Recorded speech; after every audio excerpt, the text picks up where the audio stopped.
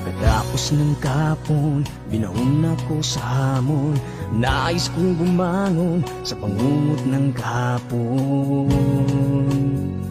Alaga ko sa bukirin, palaging sakitin. Baboy, kambing at inahin, kulang sa vitamins. Ngunit buti na lang may King's Vita Plus. Complete essential vitamins, probiotics, minerals. Ilipagin ko ang hangganan ng langit upang ang tagumpay aking makakamit. King's Vita Plus, ang aking hari. Ngayon aking alaga ay laging healthy. King's Vita Plus ka na, King's Vita Plus ka na, King's Vita Plus ka na.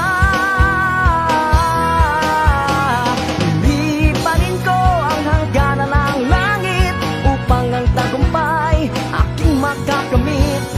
King's Vita Plus, ang aking hari. Ngayon aking alaga ay laging healthy. King's Vita Plus ka na, King's Vita Plus ka na, King's Vita Plus ka na. King's Vita Plus ka na, King's Vita Plus ka na, King's Vita Plus ka na, King's Vita Plus ka na.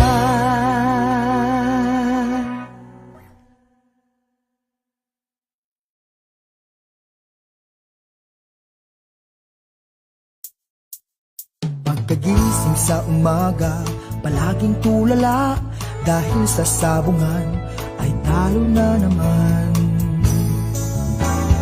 Pare, huwag problemahin dahil problema mo'y sasagutin. Pare, manok mo'y painumin ng intenso panalo. Manok mo'y agresibo, palaging panalo. Sa intenso panalo, ang manok mo'y walang talo. Subok at sigurado, tunay at garantisado.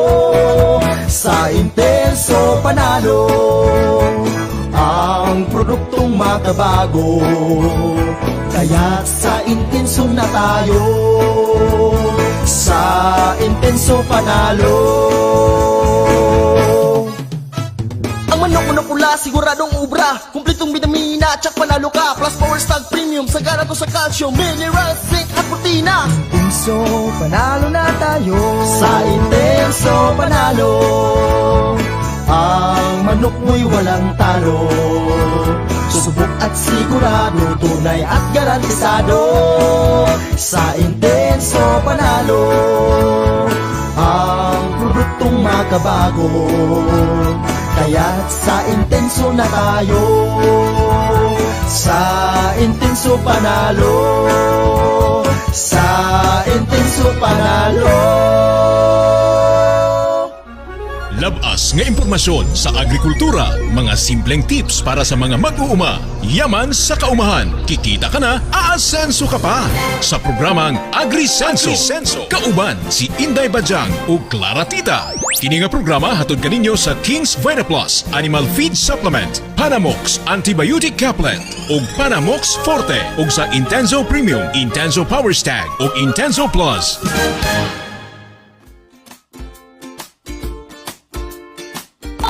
Magandang araw po, Luzon, Visayas and Mindanao. Huwag po kayong manibago. Ako lang po ito. Ayan. Huwag kayong magtaka. Huwag kayong masorpresa. Ako lang po ito. Magandang araw po again. Once again, ako po ang inyong lingkod, Clara Tita. Samahan niyo po ako sa isang oras na naman na puno sa chikahan. And of course, puno sa impormasyon hinggil po sa ating usapang agrikultura. Of course, dito lamang sa nag-iisang Agrisenso, sa agrikultura, aasenso ka. Okay. Ayan. Sa kasamaang palad po, hindi natin makasama ang ating Indeba dyan dahil po ay meron po siyang dinaramdam sa kanyang mata. So, ayan. Okay lang yan, Day. Sana ay makasama ka na namin bukas at saka sa susunod pa na mga araw. Get well soonest, Day, ha? Ayusin ang kamatahan natin dyan. Anyway, magandang araw po Luzon, Visayas, and Mindanao. Hello po sa mga nanonood sa atin dyan sa Maya RNG Luzon Regional News Group Facebook page at ganun din po sa ating Ka-Farming Angat Ka Facebook page. And dito rin sa ating Agrisenso sa Agrikultura Facebook page. Hello po sa inyo. If ever po na may time kayo dyan na mag-type sa inyong phone, o sa mga nanonood sa atin ngayon, sa mga nakikinig sa atin ngayon, sa ating 20,000 viewers, pwede ko bang malaman kung taga saan kayo? Diba? Para alam ko naman kung saan abot ang ating programa, diba? Parang may ma-imagine ako na, ay, meron palang nanonood dyan sa may Surigao, may nanonood pala dyan sa Zamboanga, may nanonood pala dyan sa Negros, sa Cebu, o diba? O biruin mo, dyan din sa sa Cavite, o baka may nanonood dyan sa inyo. Please, comment nyo po yung location ninyo ngayon kung saan po kayo nanonood, okay? So, okay lang ba? And, of course, sa ating mga radio stations, of course, na naka-hook up sa ating programa ngayon, ang ating Kings Radio dyan sa may Himalalad, Negros Oriental, naabot din tayo sa Cebu Province. Oh! Dito rin sa may Agusan, and at the same time, sa may Davao del Norte at dito rin sa Davao Region. Hello po sa inyo! Magandang araw! Wag po kayong bumitaw sa akin ngayon ha, kasi I'm sure marami po kayong matututunan with regards po sa mga nag-aalaga dyan ng baboy, okay? So, mahal na po ang feeds ngayon, mahal na po yung mga iba pang mga pagkain, of course, para sa ating mga alagang baboy. So, ano ba yung mga masasabi natin na tamang way, di ba? Tamang way na mapapalaki natin ang ating mga alagang baboy sa ibang paraan naman, diba? Oh, ayan. Sa ibang paraan.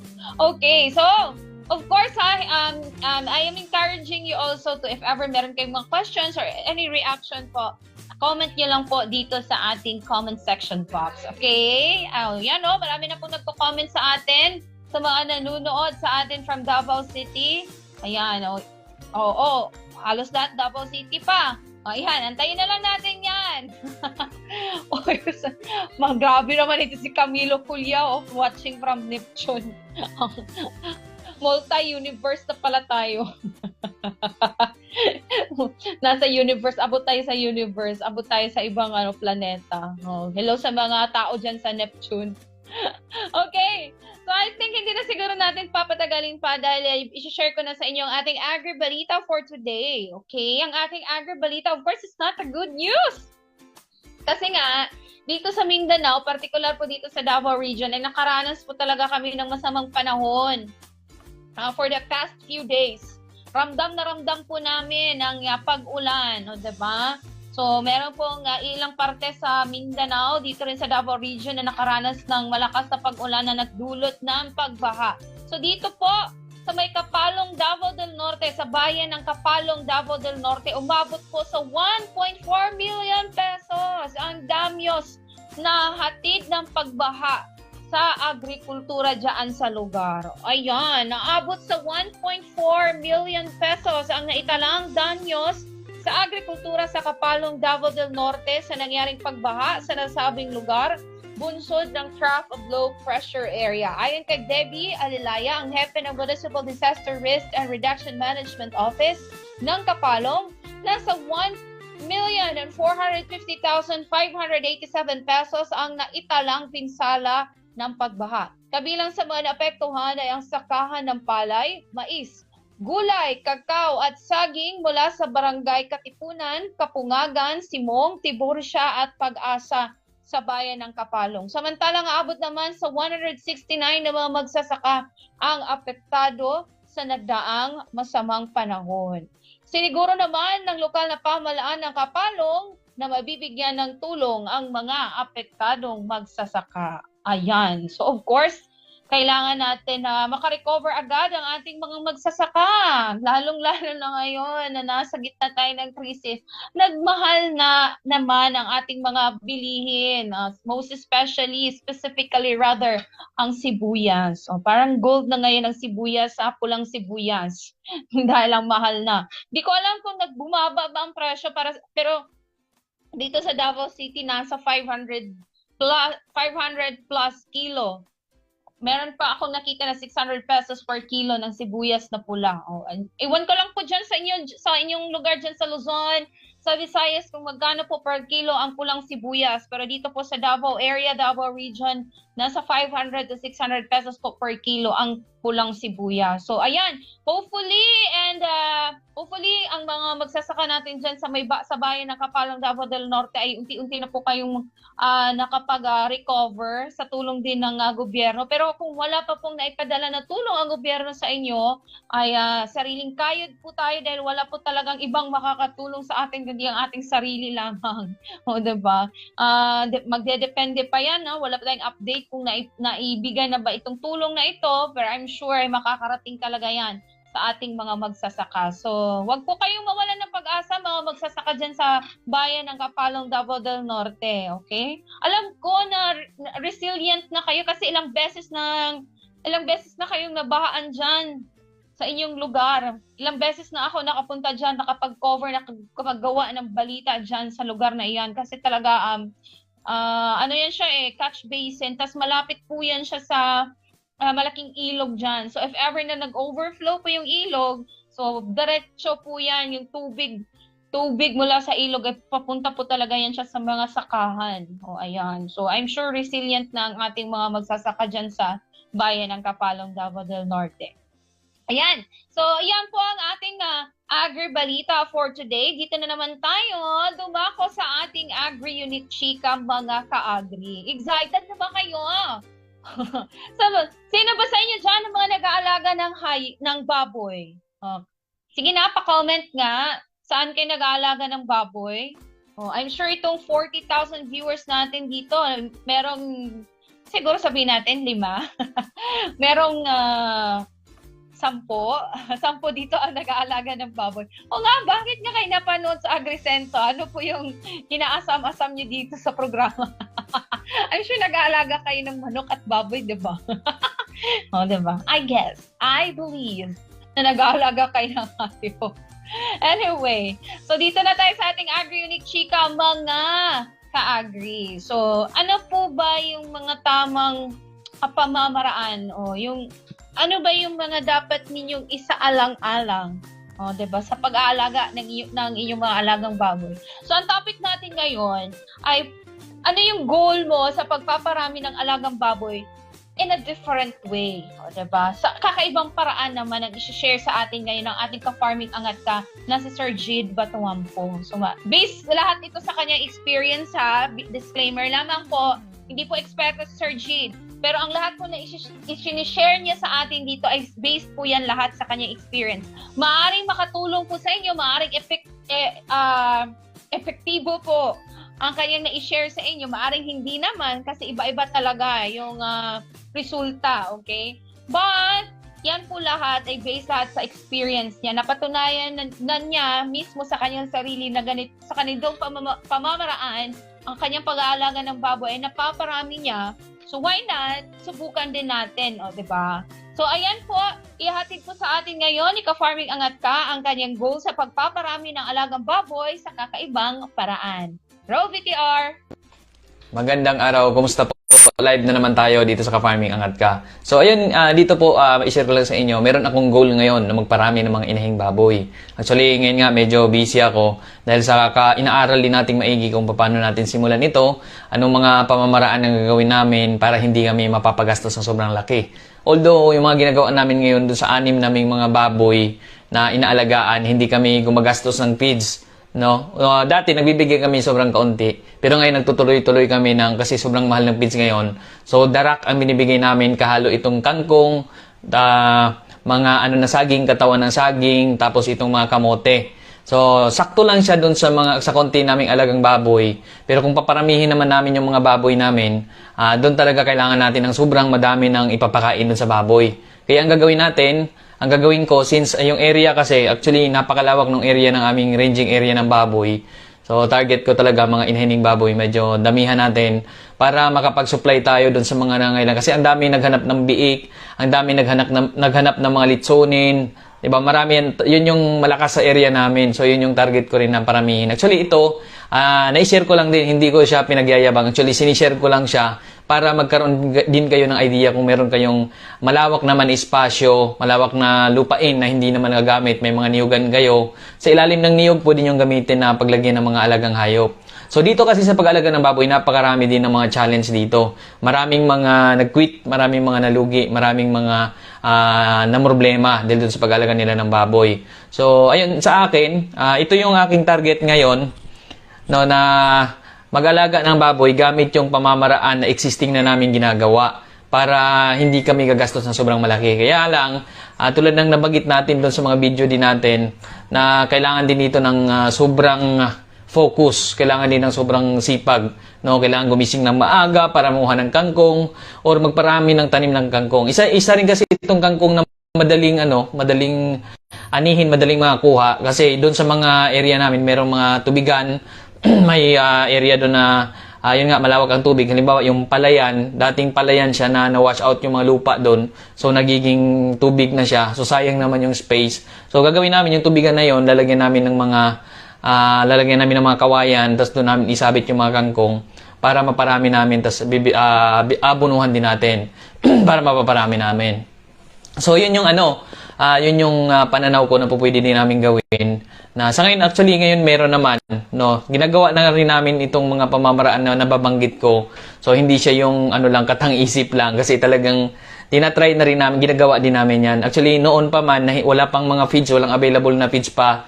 Di ko sure kung available na dati kasi nung bata pa ako, ang talagang paraan ng nanay ko, ang pagpapakain niya ng baboy, ay talagang purely mga kangkong, mga talbos ng kamote. Nagluluto siya ng gabi. So, yun yung niluluto. Hinahaluan niya yun ng darak. So, yun yung pinapakain niya sa umaga, sa hapon, o yung mga sapal ng niyog.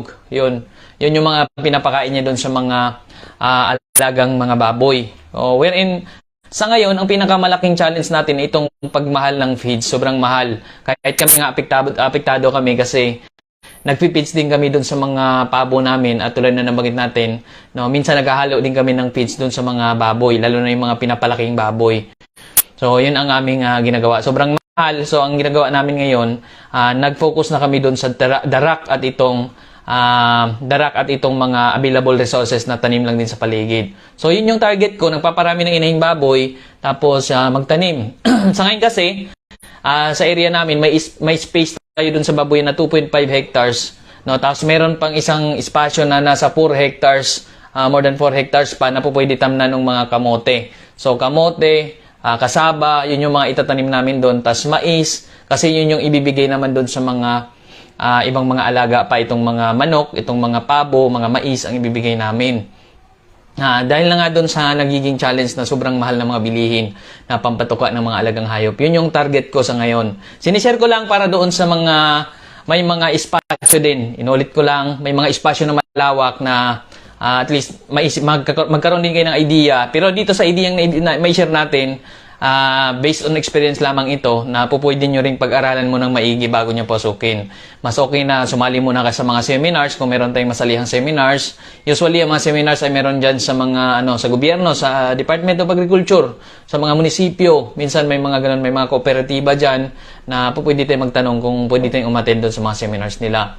So, yun yung the best. Pag-aralan muna nating maigi kasi dito sa amin, sa ngayon, no, yun talagang target ko. Actually, matagal ko na siyang plano. Matagal ko na siyang target. Pero ngayon ay patapos ng 2022. Papasok na naman ng 2023. Gusto kong may ma-achieve. Gusto kong may magawa na kakaiba. Yung hindi usual na ginagawa. No, actually, dun sa vlog ko nga, ang daming mga nag-react. Sa farming business at iba pa, pwede nyo mapanood. May vlog tayo dyan tungkol dun sa pag-aalaga ng 100 inahing baboy. Yung target natin, yung goal natin na 100 inahing baboy. Actually, goal pa lang ito na hindi natin masasabi kung talagang mangyayari o hindi. Goal natin na gagawa natin ng paraan na sana ay mangyari, sana ay matupad natin. No? Yun yung plano ko. Tulad na nabanggit natin, hindi ito bastang goal lang na sinasabi lang natin na goal natin itong gagawin nang walang plano. Kailangan planado ito. Tulad na nabanggit natin, magtatanim tayo ng maraming pampakain sa baboy.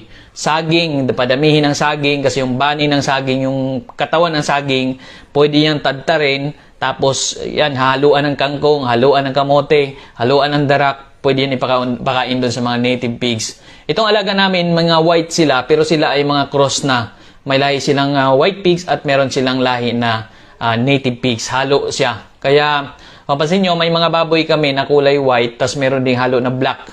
No, may mga puntik-puntik na black, may mga ganon. Kasi, ang lahi nila ay pinag-cross na. Kaya yung mga baboy, sanay din sila doon sa mga doon sa paggala na area o paggala na style. No, sanay din sila kumain ng mga damo. Actually, malakas din sila kumain ng damo, parang nakikisabay rin sila sa kambing. No, kaya doon sa isang space na namin, na ranging area, nilagay namin yung kambing, nilagay namin ng baboy. So sama-sama sila doon. Yung kambing kumakain ng damo, yung baboy kumakain ng damo, binubungkal pa ng baboy yung mga lupa. So, ang naman doon, may nagtanong din isa, no, paano daw pagka yung dumi daw ng baboy. Actually, based experience namin, kahit nakatali yung baboy sa ilalim ng puno, na nandyan lang lagi yung baboy, hindi namin naamoy yung dumi kasi ina-absorb siya ng lupa.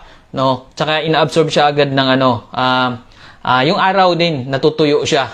So, yun yung based observation namin. Kaya ang naamoy namin sa area, yung putik. Pero yung amoy ng dumi, hindi namin naamoy yan doon sa baboyan. Iwan ko lang kung kami ay na-immune na rin. Pero hindi naman kasi napupunta tayo sa mga baboyan din, ramdam talaga natin yung amoy doon sa mga pigiri. Yung nakakulong lang yung baboy na pure feeds yung kinakain. Compared doon sa mga baboy na pinapakawalan, no? Kay Farming Jason Esguera, hello sir, magandang araw po, maraming salamat. So compared doon sa mga baboy na nasa loob lang ng pigiri, madalas yung madumi nila medyo maamoy, kaya kailangan talaga yan, merong septic tank, no? Tapos nandun yung mga dumi. No, at nakasarado yun para hindi makaperwisyo. Pero yung area natin, kung tulad ng area namin na malayo sa bahay, no, malawak yung kanilang espasyo, kahit na may mga dumi dyan, hindi siya talaga naaamoy. So sabihin natin kung dadami na sila doon, sigurado magpuputik na rin yung area. So putik ang magiging amoy. Kasi may napuntahan din ako mga farm na ganyan na naka free range din yung baboy nila, malalaking lahing baboy din. So yun yung usual na mga mga may lahing native pa rin. Kasi sila yung sanay dun sa mga ganong klaseng pamamaraan. No, sabihin man natin yung may mga nagsabi kasing iba na iba daw yung pamamaraan na yun daw ay hindi gagana. Yung mga baboy naman noong unang panahon, 'di ba, yung mga baboy sa gubat, no, galing sila sa gubat, sanay sila diyan sa mga ganong pamumuhay, lalo yung mga native o may mga lahing mga baboy ramo, 'di ba? So, yun yung aking pananaw ko kasi actually mataas talaga yung pananaw ko sa farming. Kaya dito sa page ko, mapansin nyo, puro positive yung mga natin dito pananaw. Actually, nagsimula kami dati, bumili lang kami ng kambing na ilang piraso lang yun. No, mag-inang kambing, tapos swerte pa kasi buntis din yung inahin. So, twin pa yung anak. So, ayun, nagiging 4 sila agad. No, nabili lang namin noon mga 3-5, kung di ako nagkakamali, medyo matagal na. Yun yung pinaka-umpisa namin sa kambing. No? So, yung dati dream ko lang siya na habang tumatagal, medyo napaparami-rami din namin. Tapos, nakakadagdag na rin kami ng iba pang mga alagang hayop na sana gabayan tayo. Actually, pag may ginawa tayo, mas maganda. No? Ipag-pray din natin para may gabay din tayo dun sa mga gagawin natin. So, yun. Yung target ko na yun, yung balik tayo dun sa baboy, yung target ko na yun, no, yung espasyo na malawak, tas nandun yung mga baboy lahat, no, yung mas maraming inahin. Hindi ko masabi kung kaya ko yung 100 pero yun ang goal ko. So, step by step naman yan, idandahanin natin yan. So sa ngayon meron kaming 6. So dagdagan natin magiging pag nanganak kasi yan yung mga babae, isasama namin, palalakihin namin. Pipilian yun ng mas magandang gawing inahin. So yun yung isasama doon. So magiging ano na yan, pagpalagay natin mga 30. So may 30 na yan. So yun muna palalakihin natin, observe natin kung kaya. Kung kaya, taasan na naman natin, dagdagan natin, gawin natin 50. Kung kaya pa rin, doon na, apakyat na tayo na akyat hanggang 100. At kung kaya pa, lapasan pa natin. So, yun yung mga, yun yung mga pananaw na minsan hindi siya iniisip ng simpleng pananaw lang, no? Kasi, kahit ako nga, itong mga plano kong to, actually, ako lang din mismo ang nagtiwala sa sarili ko. Ako lang din mismo ang naniniwala na kaya. Pero yung mga kasama kong iba, siyempre, may duda rin sila kung talagang kaya. Pero siyempre, kung talagang magpursigi ka, posible kaya naman talaga. Kaya lang, tulad na nabanggit ng iba, na magastos daw. So sa akin kasi, may space naman, yung lupa, may lupa naman na 4 na hektarya pa, na pwede naman tamnan niya ng pampakain doon sa baboy. Why not, ba't di natin gamitin para ma-maximize natin yung area? Diba? Magtanim na rin ng napier grass kasi may mga alaga din kaming baka, kalabaw.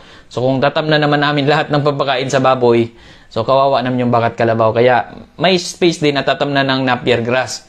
No, para mas ma-maximize natin yung area compared dun sa, sabi kasi ni Papa, parang wala sa plano yung ganun kasi wala daw paglalagyan yung mga kalabaw, mga baka, walang pastulan, no, yung mga kambing. So hindi naman siya actually, kasi yung isang area na may damuhan, medyo konti lang naman damo dyan eh. Kung tatamnan natin yan ng napier grass, mas ma-maximize pa natin. Yung medyo, pagpalagay natin mga isang hektarya, tamnan ng napier grass, so mas maraming damo ang makukuha doon sa isang hektarya compared doon sa mga damo lang na usual na tumutubo dyan. Tapos yung ibang the rest, yung ibang area, yun yung tamnan na pampakain ng baboy. So yun yung mga plano ko na sinashare ko rin dito para doon sa mga lang din, sa mga gusto lang din makuha ng ideya, no. So yun, saka mga espasyo doon sa, kapag may espasyo tayo dyan sa mga sa mga palayan na area, pwede tayo magtanim ng kangkong na pandagdag din nating ikapakain doon sa mga alagang hayop. Yun yung target ko. Kasi actually wala talaga sa isip ko na bibili ng feeds doon sa plano ko. Kasi sa ngayon, noon pa man, na-try na namin mag-alaga ng hayop na walang feeds. So par okay din naman. Basta may sapat lang na ibibigay na pagkain sa kanila. Pero kung kapos yung pinapakain sa kanila, natural mga yayat. Actually, may ganyan din nangyari sa amin dati. Kinapos kami ng pampakain. So mga ibang baboy namin nangayayat din. Sobrang payat. Pero pag buntis lang, doon medyo tumataba. Lumalaki yung tiyan nila. Tas so marami rin yung anak. Yan din yung obserbahan namin na kapag hindi mataba yung inahing baboy, mas marami yung anak. Kapag sobrang taba, kung minsan konti, at minsan nga ayaw pa maglandi, ayaw magbuntis. Yan yung sa observation namin dito sa mga native. No? Pero doon sa mga hybrid, normal lang naman, malalaki talaga yung mga baboy nila dyan. Kasi mga pure feeds naman sila. Kaya lang sabi nga ng iba, malugi daw, baka malugi ka kasi ang pananaw nila, pag pure feeds talaga, sobrang magastos. No, pero depende rin naman sa pamamaraan, may mga nagpi-pure feeds din naman na kumikita din naman. No, pero marami lang din ang dismayado kasi nga medyo tumaas ang presyo, tapos yung bilihin naman ng mga karne ay tumaas ang presyo ng feeds, no, tapos bili ng karne mahal din, pero ang bili ng mga baboy noon na live weight bumaba, no, o kaya steady lang, hindi naman tumaas. So yun yung reklamo ng karamihan. Sa akin, ayoko na magreklamo. No, ako na lang, gagawan na lang ng paraan, gagawan ko na lang ng paraan ng sarili ko rin pag-aalaga ng hayop. Kaysa magreklamo ako na rin magreklamo sa kanila, wala rin patutunguhan yung reklamo ko kasi syempre may mga dahilan din yan sila ba't tumaas yung kanilang mga feeds. So tayo na lang din gumawa ng formulation natin, sarili nating formulation na feeds o pampatuka dun sa mga alaga nating hayop para naman mas gumanda-ganda naman yung ating kita dito sa pag-aalaga ng hayop, dito sa farming. So sa akin kasi, advocacy ko din na sana mapaunlad natin itong farming, mapalago natin ito, no, nang hindi tayong umaasa doon sa mga sa mga bilihin na madalas maraming epektado diyan, madalas maraming nalugi, maraming huminto. So mas maganda magtanim tayo, no. Pag-aralan pa natin maigi kung ano pa yung pwedeng itanim. Katulad ng Madre de Agua, itong Madre de Agua mataas sa protina ito, meron siyang phosphorus, no. Marami siyang mga elements doon sa mismong dahon niya, no. Tama bang term ko, elements?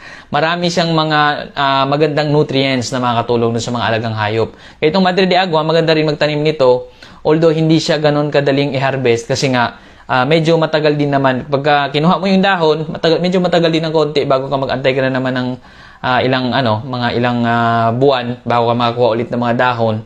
So, yun nga lang. Kaya mas practical pa rin yung mga kangkong. Isa rin yun sa mas mabilis na paramihin. Kasi yung kangkong, lalo na pag tag-ulan, so mabilis sumibol yung mga yung mga dahon, yung mga tangkay. So, mas marami tayong pwedeng kuhanin na ipakain natin sa ating mga alagang hayop.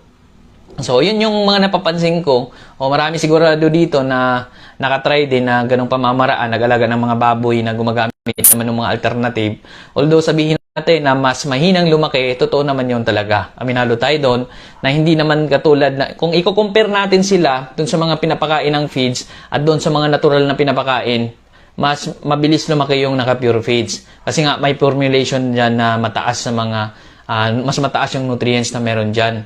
No, compared doon sa mga ginagamit natin na naka-natural na mga pagkain na nakukuha lang natin dyan sa paligid. Ang lamang lang sila, naka-pure feeds, mabilis lumaki, pero sobrang malaki naman yung gastos na hindi sigurado kung kikita o hindi. Dito naman sa atin, medyo mabagal ang paglaki ng konti, pero wala naman tayong ginastos, maliban na lang doon sa ating tiyaga, sa ating sipag, sa pagtatanim, kasi kailangan din natin tiyagain yung pagtatanim natin, hindi rin ganun kadali. No, kailangan talaga tiyagaan din.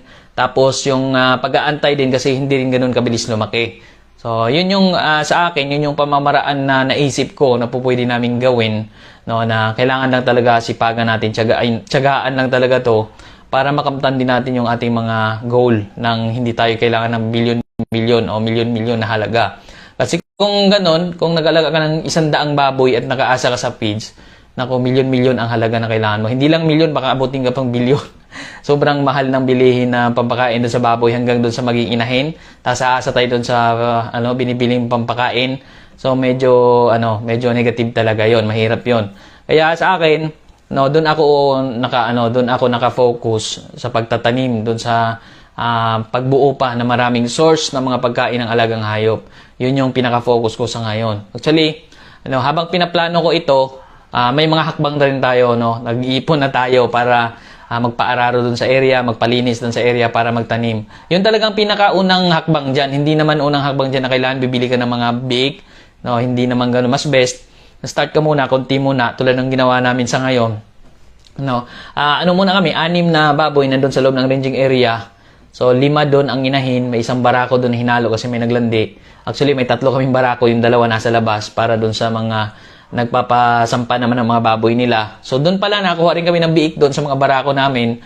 Kasi pag madalas naman sa mga backyard farmer, pag nag-alaga yan, mga inahing baboy naman yung alaga nila. So, hindi sila nag-alaga ng barako. So, doon yan pupunta. So, bawat anak nung inahin nila, meron kaming isa noon. So, ganun yung mga, yung hatian doon pagka magpapasampa doon sa mga barako. So, yun yung mga, yun yung mga pamamaraan namin sa ngayon, no, na start small muna, dahan-dahan. Kapag nanganak yung inahin, yung mga babae doon, kukunin yung mga mas magandang pwedeng gawing inahin, no, kukunin. Tapos yun yung palalakihin na para maging inahin na rin. Pero kailangan din namin magdagdag ng barako na iba na hindi sila connected, hindi sila magkadugo para walang inbreeding din na mangyayari. Kasi pag inbreeding, no, yung inbreeding, yun yung mga magkakapatid, mag-ama, sila na lang yung naglalahi doon sa farm mo. So, medyo mahina daw lumaki, medyo yun, may abnormalities. Actually, noon hindi ako naniniwala dyan, pero napapanood ko yun sa mga seminars. Yan lagi sinasabi ng mga nagsiseminar. Tapos, na-observe ko din doon sa mga alaga naming hayop. No, habang tumatagal na ganun-ganun pa rin, sila lang din naglalahi. Lalong lumiliit yung mga biik, tapos yung ibang biik nagiging masakitin, nahihina. So, yun yung mga naobserbahan ko din doon sa pag-aalaga namin ng baboy, no, noon yung mga ganong pamamaraan. So doon naniwala ako kasi kahit isipin naman natin, di ba, magkadugo lang sila, magkamag-anak lang sila naglalahi. So parang hindi rin talaga maganda yung magiging output. Kaya maganda, magkaiba rin yung lahi nila, no. So yun yung mga focus natin ngayon, tanim-tanim muna. Kaya kung halimbawa, plano mo rin, may plano ka sa farming, so mas maganda, start ka muna dun sa, halimbawa, kung nasa ka ngayon, ito rin ang isa sa suggestion ko. Kung halimbawa, nagtatrabaho ka ngayon, mas maganda, research ka muna, nood ka muna ng mga seminars, no? Kaya sali ka sa mga seminars, sa mga trainings, kung wala ka pa dun sa bukid or kung wala ka pang pagkakataon na magbukid or wala ka pang lupa, so aral-aral muna, no? Kung paano simulan, kung ano yung mga dapat panghakbang na po pwedeng gawin para once nandun ka na sa actual na farm, so mai-apply mo na lahat ng inaaral mo kasi napakahalaga din ng mga pinag-aaralan natin, yung mga inaalam natin. Kay ka-farming Ryan, Enoch, o Chia, hello po, shoutout, magandang araw po, maraming salamat po. Yun, so yun yung mga pamamaraan din natin sa ngayon. No, tanim-tanim muna talaga para pagkadating ng panahon na maparami na natin yung alaga, so marami na rin tayong source ng pampakain sa mga alagang hayop. So yun, tuloy na nabanggit natin, ulitin ko lang sa mga bago lang. Pwede tayong magtanim ng saging, yung mga bunga pwede natin maibenta, yung mga katawan ng saging. Actually, paulit-ulit rin ako, no. So, yung katawan ng saging, pwede natin yan yung ipapakain natin pandagdag sa pagkain ng ating mga alagang hayop, no, sa mga baboy, maging mga pabo nga, kumakain yan. Minsan nga, yung mga manok, haluan natin ng darak, kinakain pa rin nila yan. So, yung kangkong, gabi, kamote, yung kamuting bago, no, kamuting baging, yung mga ano niyan, yung mga talbos niyan. So, yun yung pinapakain din sa baboy. Tapos, yung mga laman doon ng kamote, actually, kinakain din ng baboy, pero sayang din naman, pwede natin may benta yan, no. Yung doble kita kasi yung pinaka yung pinakalaman na bebenta, yung dahon niya pwede pang ulam yan, napakasarap din yan. Isawsaw natin yan sa kalamansi na may toyo o kaya sa bagoong. So ang sarap din yan ng ulam. Yung mga talbos ng kamote. Tapos yung iba, no, pwede natin pwede natin lutuin or pwede rin hilaw nga yan Si mama nga hilaw yung ginagawa niya. Tinatadtad niya lang yung mga dahon ng kamote. Or kapag naka-free-range yung baboy, sanay kumain ng mga damo-damo, so pwede nga sabuyan mo na lang yan doon. Kahit huwag mo na masyadong hatiin kasi matrabaho rin yung hinahati na sobrang maliliit. Matrabaho rin, lalo na kung maramihan na. So, kahit malalaki, diretsong saboy lang doon sa babuyan. So, ganun lang. Tapos yung mga kangkong, no, isa rin ang kangkong, best din ang kangkong kapag may space tayo na paglagay naman ng kangkong. Lalo na yung doon sa tubigan. Kasi pag tag-ulan, madalas mas maganda yung usbong ng mga dahon ng kangkong. At kahit lagi tayong mag-harvest, nakakuha tayo lagi. So, yun yung mga yun yung pamamaraan lang din namin sa ngayon na ma-share ko lang din sa inyo. At yung plano ko rin. Kasi malay mo, may plano ka rin. So, magkakasundo tayo, pareho tayo ng plano, pareho tayo ng goal. Actually, ito ay goal pa lang na kasi dito sa farming, kung hindi tayo gagawa ng kakaiba dito, kung aasa lang tayo doon sa usual na nangyayari, sa usual na ginagawa ng iba, so ganun lang din ang mangyayari sa atin. Kaya kailangan natin gumawa dito ng kakaiba na hindi usual ginagawa ng iba. Diba? Kung mapansin nga natin sa abroad, no, sabi nga nila sobrang laki ng sahod doon, ang lalaki ng mga kahit na pag-employee ka, ang lalaki na yung kinikita. Diba? May mga 6 digits, mga ganun per month. Iba nga, weeks lang nakukuha na nila yon. Kasi ang lalawak din naman kasi ng mga farm doon at talagang maramihan sila kapag mag-harvest. Kaya gumagamit na sila ng mga makinarya na mga malalaki kapag nag-harvest kasi sobrang dami ng kanilang produkto doon.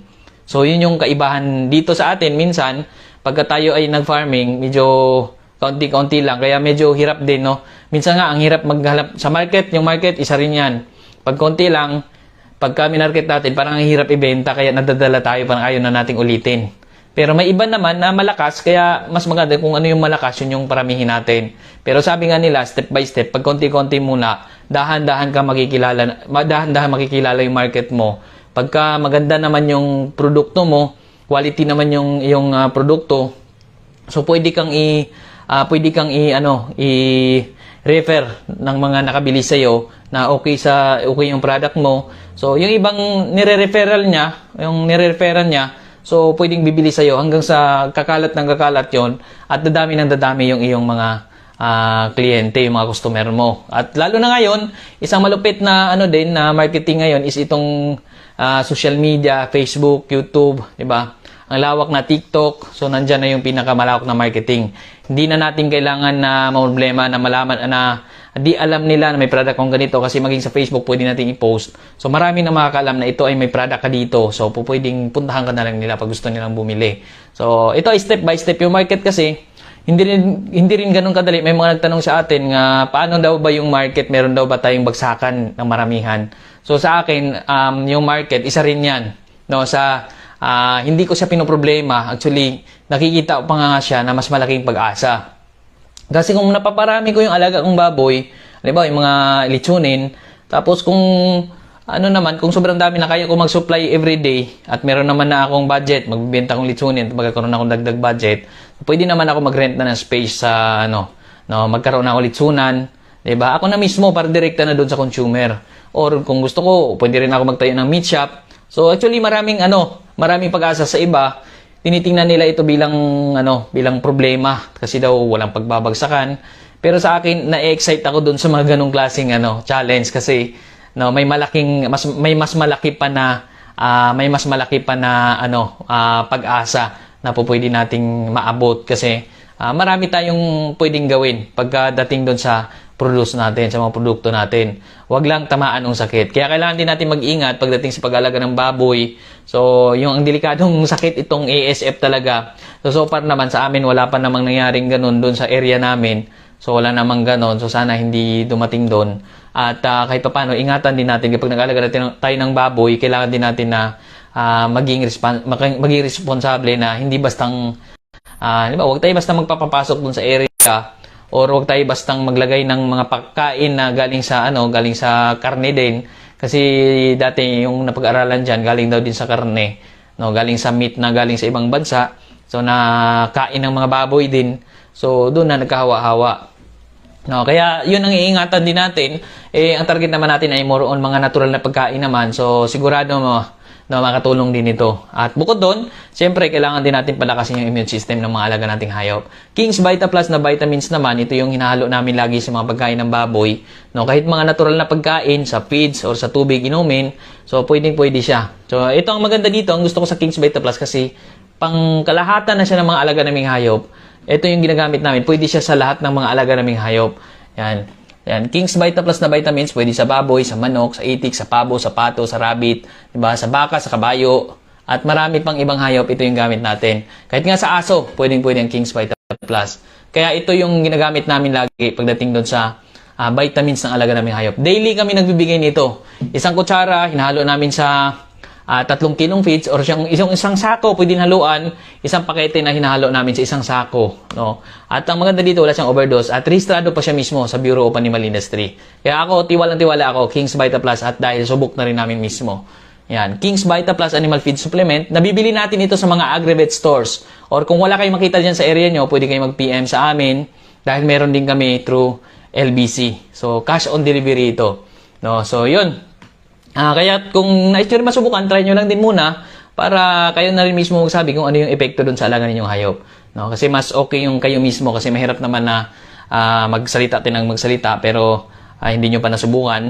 So ito, ang gusto ko kasi dito rin kasi meron siyang multivitamins. Ayan, yung mga kailangan ng alagang hayop. Multivitamins, minerals, amino acids, electrolytes, essential elements, probiotics. So yan yung mga elements na kailangan ng mga alagang hayop. So ayan. Ito nga electrolytes, yung mga nanghihinang alagang hayop, electrolytes madalas binibigay nila. So dito, everyday mo binibigyan electrolytes, so everyday rin silang malalakas. Ang gusto ko dito, para mas magiging maliksi sila. Lalo na yung mga naka-free-range namin, mas maliliksi sila sa galaan, talagang malalakas ang kanilang katawan dito. So yan, King's Vita Plus na vitamins ang gamit natin. Available sa mga agri-vet stores or pwede rin kayo mag-PM sa amin. Kung ayaw nyo lumabas, pwede ipadala via COD. Cash on delivery, pagdating dyan ang bayad via LBC. Depende sa area kung sakop ni LBC. Kung hindi naman sakop niya, pwede rin yan cash on pick up dun mismo sa LBC branch. So, yun.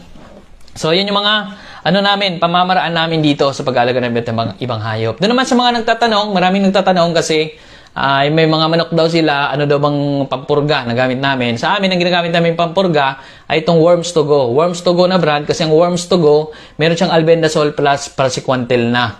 Kaya yun yung ginagamit natin para mas talagang tanggal yung bulate. Ang paggamit naman nun, kapag pagka uwi ng mga manok sa hapon, halimbawa kumakain na sila, so tapos nilang kumain, pumasok na doon sa babahay, so doon pinupurga na namin, para hindi na namin sila kailangan pang hindi na namin siya kailangan ikulong kasi pagkabigay ng pampurga, so yan, matutulog na lang yan sila doon sa loob ng bahay. Pagising sa umaga, ay wala nang mga bulate. So yun yung gamit natin, Worms to Go na pampurga. Doon sa mga manok natin, kapag may mga sakit, may mga nagtatanong naman kung ano daw sakit ng bulutong, coryza, fowl cholera, laway-laway, mga sakit ng mga biik na nagdiarrhea.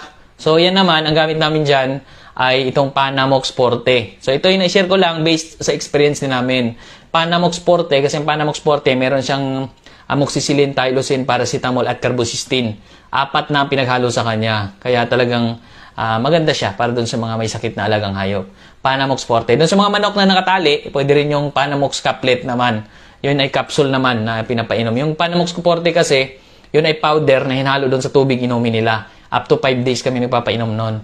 So, yun yung mga pamamaraan natin sa pag-alaga ng hayop. At sana ay matupad natin itong mga pangarap natin, itong goal natin. No? Sana ay gabayan tayo ni Lord, syempre. Hindi natin magagawa lahat yan. Actually, lahat naman sa buhay natin, maraming imposible. Nakakala natin di natin kayang gawin, hindi natin kayang marating. Pero pag may gabay mula sa taas, may malaking chance din. No? So, depende na rin yan kung ano yung ipapagkaloob sa atin ng Diyos. So, para sa akin, yun yung pinaka-best na blessings para sa atin. So, ayun. Yun lamang po muna sa ngayon. Maraming salamat po. Happy farming po!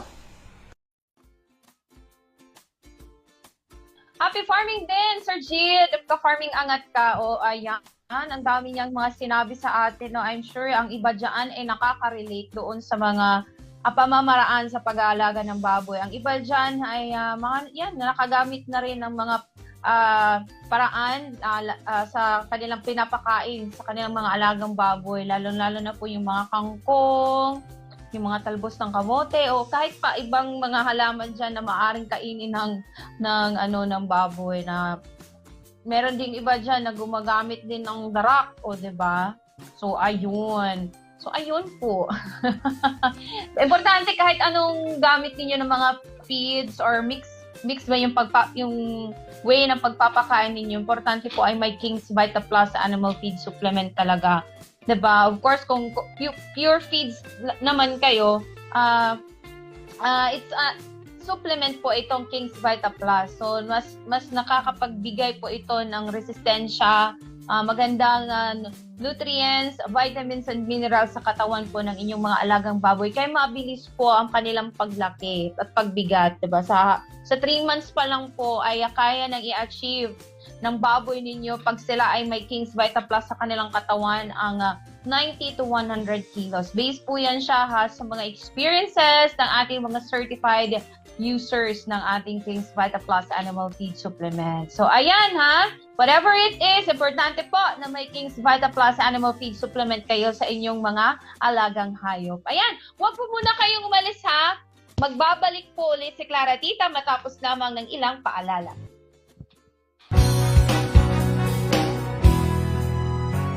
Pagkatapos ng kapon, binaon ako sa hamon. Nais kong bumangon sa pangungot ng kapon. Alaga ko sa bukirin, palaging sakitin. Baboy, kambing at inahin, kulang sa vitamins. Ngunit buti na lang may King's Vita Plus, complete essential vitamins, probiotics, minerals. Ilipagin ko ang hangganan ng langit upang ang tagumpay aking makakamit. King's Vita Plus, ang aking hari, ngayon aking alaga ay laging healthy. King's Vita Plus ka na, King's Vita Plus ka na, King's Vita Plus ka na. Ilipanin ko ang hangganan ng langit upang ang tagumpay aking makakamit. King's Vita Plus, ang aking hari, ngayon aking alaga ay laging healthy. King's Vita Plus ka na, King's Vita Plus ka na, King's Vita Plus ka na. King's Vita Plus ka na, King's Vita Plus ka na, King's Vita Plus ka na, King's Vita Plus ka na.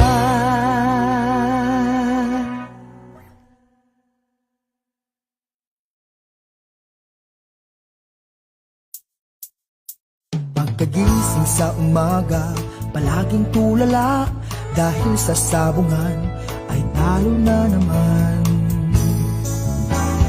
Pare, huwag problemahin, dahil problema mo'y sasagutin. Pare, manok mo'y painumin ng intenso panalo. manok mo'y agresibo, palaging panalo. Sa intenso panalo, ang manok mo'y walang talo. Subok at sigurado, tunay at garantisado. Sa intenso panalo, ang produktong makabago. Kaya't sa intenso na tayo, sa intenso panalo. Ang manok pula, siguradong ubra, kumpletong bitamina, tsak panalo ka. Plus Power Stag Premium, sagana to sa calcium, mineral, zinc at protina. Intenso, panalo na tayo. Sa intenso panalo, ang manok mo'y walang talo. Subok at sigurado, tunay at garantisado. Sa intenso panalo, ang produktong makabago. Kaya't sa intenso na tayo, sa intenso panalo, sa intenso panalo. Ayan, nagbabalik po ang programang Agrisenso sa Agrikultura Aasenso ka. Kasama po ang inyong Clara Tita. Ayan, magandang araw po sa lahat. Hello po sa mga nanonood, sa mga nakasama natin ngayong araw na ito. Magandang araw sa inyo at I hope na nasa maayos kayo na kondisyon ngayon. Anyway, sa mga nagtatanong po kung saan po mabibili ang ating mga produkto, andyan po ha, na naka-flash sa ating screen, na paulit-ulit po dyan. O, ayan ha. Ibibida po natin ang ating mga partner Agrivet stores dyan po sa bayan ng, sa probinsya ng Cavite. Okay? Dyan po sa may Imos, Cavite, ang Aiden Poultry Supply. Sa may Dasmariñas, Cavite naman, ang Petchutsay, Petchutsay Poultry Supply. At dyan po sa bayan ng Bacoor, Cavite, ang RD Sabiri ABS Poultry Supply. Sa may bayan naman ng Tanza, Cavite, ang Jordan Poultry Supply at Pet Food Poultry Supply. At sa Mayan na Cavite, ang Sad Square Poultry Supply, Vincent Poultry Supply, at Efren Tasoy Agrivet Supply. At sa may Indang, Cavite naman, ang Lokenzo Poultry Supply. Ganun din sa may bayan ng Alfonso, Cavite, ang Rise and Riches Rice Store at J-Del Poultry Supply. Diyan po, yan lahat ha, sa probinsya ng Cavite, available po ang ating mga produkto sa mga nabanggit natin na Agrivet stores. At sa mga probinsya naman, dyan sa Camarines Sur, sa bayan po ng Pili, Camarines Sur, ang JKB Marketing Farm Station Agrivet, NTE Harvest Plus. Parang may kulang ito, feeling ko. At sa may Aljon Poultry Supply, Diana Poultry Supply, Adam Store, and Paris Store. Alright. At, ayan, meron pa ba sa listahan? Okay. Diyan po sa province of Benguet, kung saan po ang location ng ating regional news group or RNG Luzon. Sa mga nanonood po sa RNG Luzon ha, na dyan po banda sa may province of Benguet, available po yung ating products na King's Vita Plus, Animal Feed Supplement, Panamox, Intenso, at saka Worms to Go dyan po sa probinsya ng Benguet, okay? Specifically, okay, particularly, dyan po sa may Palmaville, Pico, La Trinidad, Benguet, ang Catrans Poultry Supply. Sa may Palmaville, Pugis, La Trinidad, Benguet, ang Catrans Marketing Supply. Parang, I think, branch niya lang ito. Okay? Sa may Baguio City naman, Baguio City proper ha, ang Kalanguya, Benguet, Rice and Poultry Supply. May 3 branches po ang Kalanguya, Benguet, Rice and Poultry Supply dyan sa Baguio City kung saan available po ang ating produkto. Sa may Silan, La Trinidad, Benguet naman ay ang Kapangan General Merchandise. Alright. At dito naman tayo dumako sa Nangalisan, Tuba, Benguet, ang Avril Joy General Merchandise. At sa may Bilantian, Manyakan, Benguet, ang Topots Animal Feed Supply at Ginawang, Manyakan, Benguet, ang Galliega Agrivet Supply. So, yan po lahat ha. Dyan po lahat available ang ating produkto sa mga nabanggit natin ng mga Agrivet stores sa probinsya ng Cavite, Camarines Sur, at ganun din sa Maya, Benguet. Alright, ayan. If ever naman din po na hindi available sa inyong mga Agravet stores kasi it's either out of stock, di ba? Kasi yun nga, kasi maraming bumibili at naubusan at matagal po makapagbiyahe ang ating mga sales officer, ang ating mga agents dyan sa inyong mga lugar. Huwag po kayong maproblema kasi pwede rin po namin ma-deliver ang product sa inyo online, okay? Pwede po tayong mag-cash on delivery or cash on pick-up via LBC. Message nyo lamang po kami sa aming Facebook page. Andyan po yung aming Facebook page, ang King's Vita Plus Animal Feed Supplement. Okay? Cash on delivery and cash on pickup via LBC. Meron din po tayo sa Shopee. Okay? Hanapin nyo lamang po ang KBM Agravet Lines.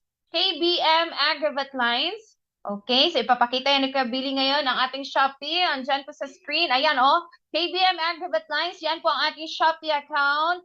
KBM Agravet Lines, dyan nyo po makikita ang lahat ng produkto na meron po tayo dito na inire-recommend po natin sa AgriSenso at saka sa ating mga ka-agri, okay? So, ayan KBM Agravet Lines. COD din po yan siya, cash on delivery din po via JNT Express at saka GoGo Express. So, ayan, kahit saan po kayo, pwede as long as accessible po ang tawag dito, accessible po ang kalsada ninyo papunta sa inyong lugar, so walang problema. Abot po namin kayo. So message nyo lamang po kami, walang problema. Message nyo lang po kami at pwede po namin i-accommodate ang inyong mga orders anywhere kung saan po kayo dito sa Pilipinas. Okay? So ayan po, maraming salamat po sa inyong patuloy na pagsuporta po sa ating programang AgriSenso. I'm sure na meron na naman kayo na nakuha na impormasyon with regard sa pag-aalaga ng inyong mga alagang baboy. Next week or tomorrow pa, abangan niyo po ulit ang ating magandang episode ng AgriSenso at next week meron lang po tayong inaantay na approval, meron lang po tayong inaantay na good news para po ay mas marami pa po tayong ma-share sa inyo with regards po sa agriculture. Ayan! At dito po nagtatapos ang ating programang AgriSenso. Maraming salamat po. Ito po si Clara Tita. Hanggang sa muli po mga ka-agri, dito lamang sa nag-iisang programa para sa agrikultura. Wala nang iba pa ang AgriSenso. Sa agrikultura, aasenso ka. God bless everyone! Labas nga impormasyon sa agrikultura, mga simpleng tips para sa mga mag-uuma. Yaman sa kaumahan, kikita ka na, aasenso ka pa. Sa programang AgriSenso, kauban si Inday Bajang o Clara Tita. Kini nga programa hatod kaninyo sa King's Vita Plus Animal Feed Supplement, Panamox Antibiotic Caplet ug Panamox Forte ug sa Intenso Premium, Intenso Power Stag ug Intenso Plus.